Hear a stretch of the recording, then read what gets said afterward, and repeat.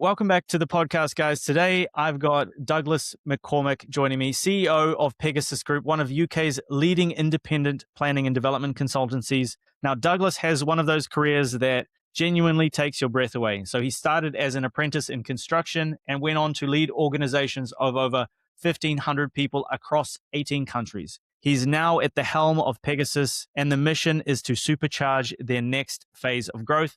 Douglas, welcome. Jordan, thanks. It's very nice to be here to talk to you today. Excellent. Now, like I said, Douglas, you started your career as an apprentice in construction, right? And then went on to become CEO of firms managing more than 1,500 people and 200 million pound budgets. That's quite a journey. What was the turning point where you sort of thought, yeah, I can lead at this level? I think for me, I did an apprenticeship for 6 years as a surveyor and qualified, and running construction projects is not dissimilar to running companies. And as my experience grew, I became known for fixing broken projects. So if there was a project that wasn't going so well, I quite often would go and work in that project. And then I moved from fixing broken projects to helping fix broken companies. And now actually with Pegasus Group, what we're taking is a company that is fabulous. It's not broken in any way, but it could be much bigger. And so the owners of the business, the shareholders in the business said, could you come and help us grow this? And all of that still, so all my basic training as a chartered quantity surveyor still works really well. And the skills are completely transferable to these roles that I've had. And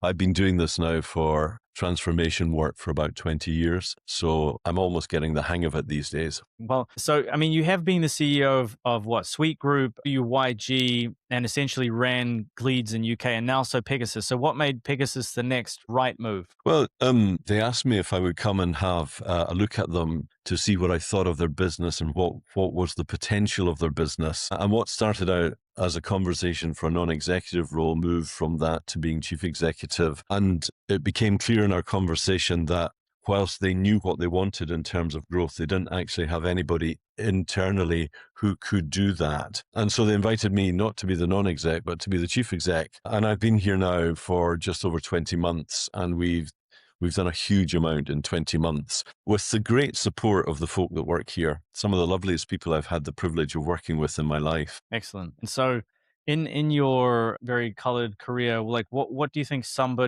what's something most people in the planning and development sector maybe get fundamentally wrong about growth? I'm not sure that actually it's a sector problem. I think quite often, so Pegasus began in 2003 with 6 people who were very good at what they did, and they, like Topsy, they just grew. I don't mean this disrespectfully, but it was more by accident than by design. And I think that's the challenge, is that actually it gets to a point where, so when I joined Pegasus Group around 400 people, where do you go from 400 people? You can't stand still. There is no such thing as standing. You're either going forwards or backwards. And so they very sensibly said, we need to find somebody who knows how to move us forward. And part of the challenge always is that if you've always worked in one place all your working life, then all you will know is what you have done in that one place. If, like me, you've got a wide range of experience, then you have models and examples and learning to draw from multiple places. And that's really part of the secret to accelerate growth. Okay, I got that. And so, I mean, I guess one example of that is that you doubled the size and profitability of Gleeds UK in just 3 years, right? And so what was the playbook there? Was it culture, strategy, acquisitions?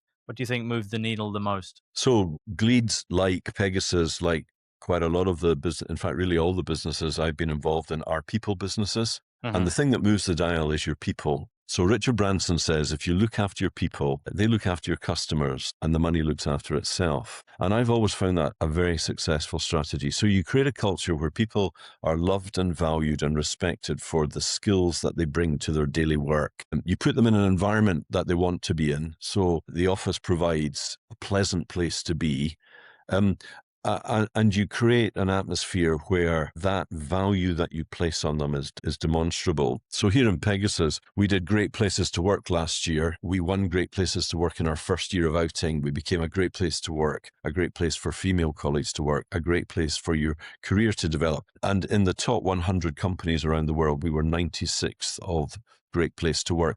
And that's because with the team, and it's always with a team, I might conduct the orchestra, but I don't play any of the instruments. And so with the team, you create a culture where you empower people to do what they're really brilliant at. And at the same time, you take as much grit out the system as you possibly can. And technology and the speed of technology as we advance these days is really helping that. Yes, I love that. And you talk about speed of technology, which is sort of what I want to talk about with AI. So planning and development feels like it's really an industry ripe for AI disruption.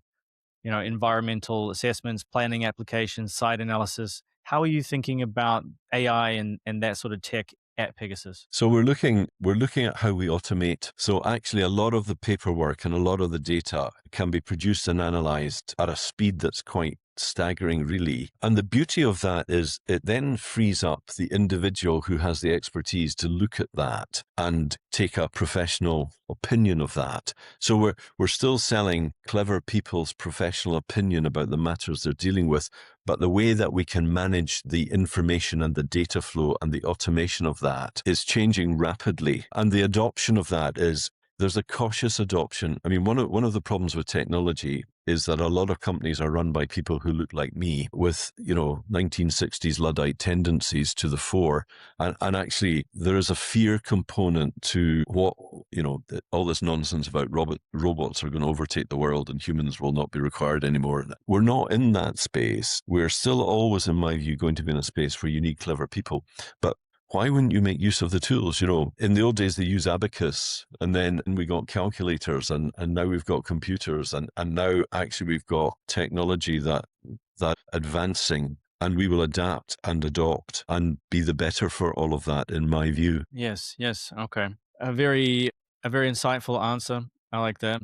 And so, what do you think have been some of the biggest challenges that you have faced in your career, Douglas? My word, that's a huge question, Gordon. I think it took me quite a while to realize that actually, if you want something done, then it's not your technical competence. Technical competence for me is a threshold matter. If you come and work in a company, I expect you to be good at what you do. But the way to get the best out of people is to care about them and to value them and respect them.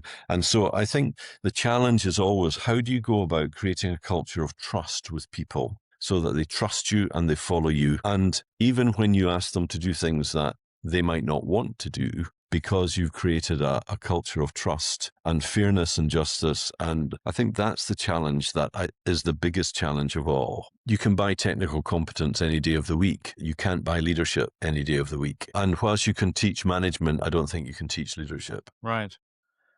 And do you think like leadership is something inherent? Is it something, if somebody wanted to be a better leader, how would they become one? Well, I kind of take the view, in any organization, there are formal structures and informal structures. And if you formally have a badge that says, I am the leader, that doesn't necessarily mean you are the leader. You have to look at the informal structures to see who's following who. Who are the influencers in your staff teams? Who are the people who actually, when they say something, people follow that? And can you train some of that? You can certainly hone the skills of that, but there is something inherent about leadership in people. And that's quite controversial. I mean, some people say, no, you can train leaders. Well, to an extent you can, but they're not natural leaders. And actually, that natural ability is something that I think is quite valuable. So spotting the folks in your organization who have that and then honing those skills and polishing them, I think that's the way forward. But yeah, I think I stick by, you can teach management, but leaders are born. Okay. I like that. So Douglas, how is Pegasus like currently attracting new developer clients? Is it mostly tenders, relationships, referrals, or is there a more of a systematic approach? Well, there is a systematic approach, but actually somewhere around 90% of our business is repeat business. So it's all about relationships.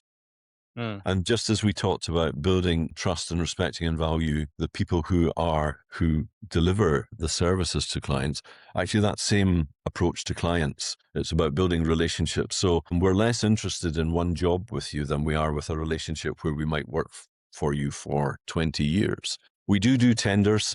We tender for stuff. Part of the diversification and growth of the business is looking at public sector work. We are primarily private sector focused at the moment, and we need to diversify that, because if the private sector catches a cold, then so do we. And if we're diversified, then actually that balances out the probability of us not catching quite as bad a cold. So there are a number of different ways to do that. Public sector tends to be more open competition tendering, and the private sector tends to be relationships that our people here, long before I ever appeared on their scene, have been cultivating for decades. And so a question I always like to ask sort of towards the end here, Douglas, is let's say that you could wave a magic wand and fix one thing about how Pegasus wins new business. What would that magic wand be? Like, what problem would you solve? I would solve the problem of automation of technology. For me, absolutely. And one of my frustrations is I don't have those skills. I can see strategically what needs to be done, but it's quite complicated. And taking a mixture of systems and processes and refining those into something that runs like a highly tuned engine. If I could wave a magic wand and do that right now, then that would be my thing. And when you say like a highly tuned engine, you mean to bring you a consistent flow of new business, or something within the business to optimize and automate? I think it's about optimum performance. If you're in Formula One, then the most important thing is that your car is tuned to perfection and you're out to win. And I think organizationally, I want to be like that sports car that's tuned to perfection and we're out to win. And we have all of the attendants and equipment and people that make that happen. Okay.